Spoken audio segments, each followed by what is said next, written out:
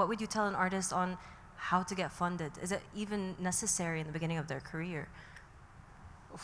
It's quite a difficult question, actually, because I think we have a lack of funding in the region, a lack of government funding. There might be more funding here in Saudi. It's a new market.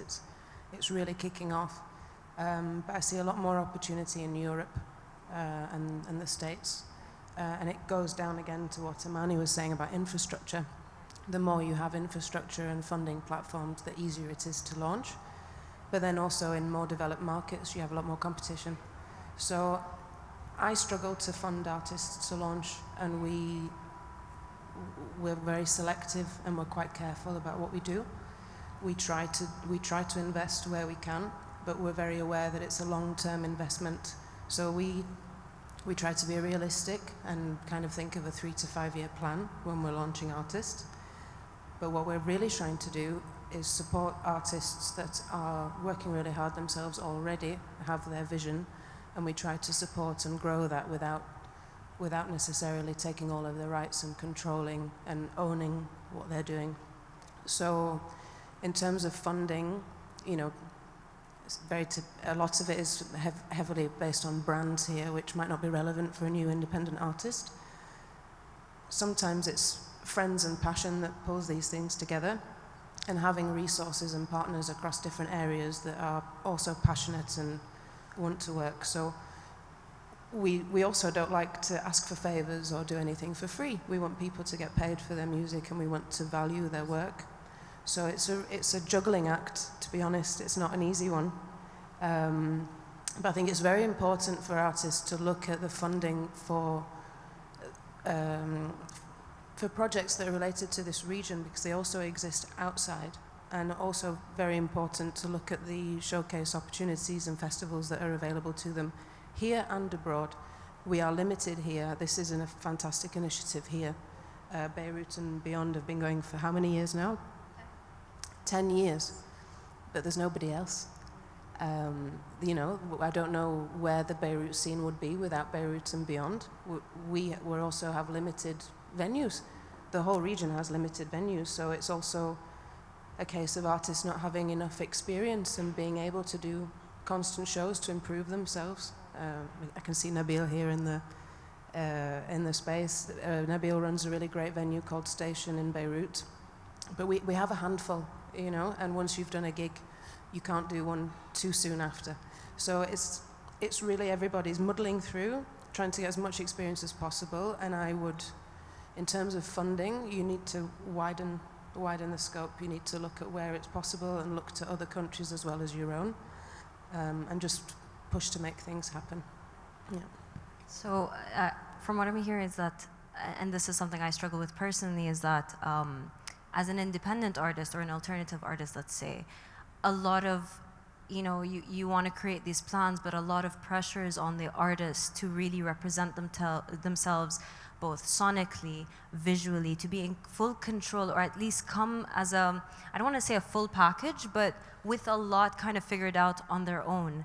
So let's say I have a vision for myself and I know exactly where I want to go and how to do it.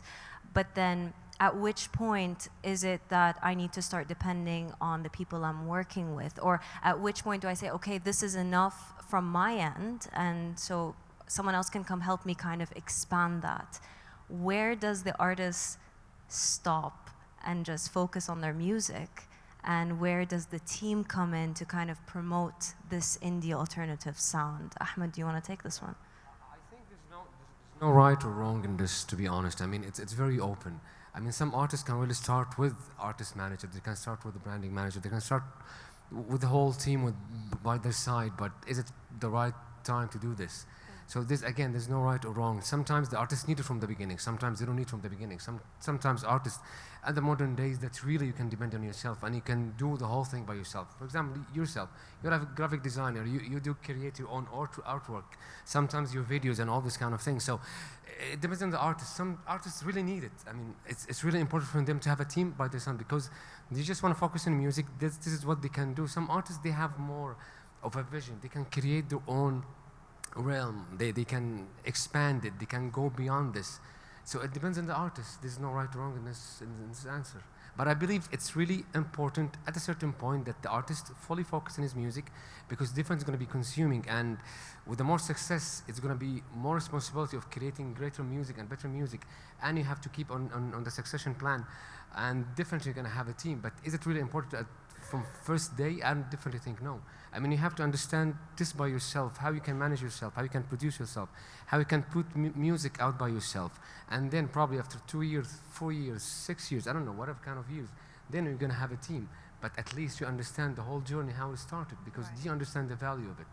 But having a team from the first day, probably with a major record label, you're going to have this. This is another kind of discussion, but to being independent, absolutely, I don't think it's right at the beginning. Gigi, would you like to add to that?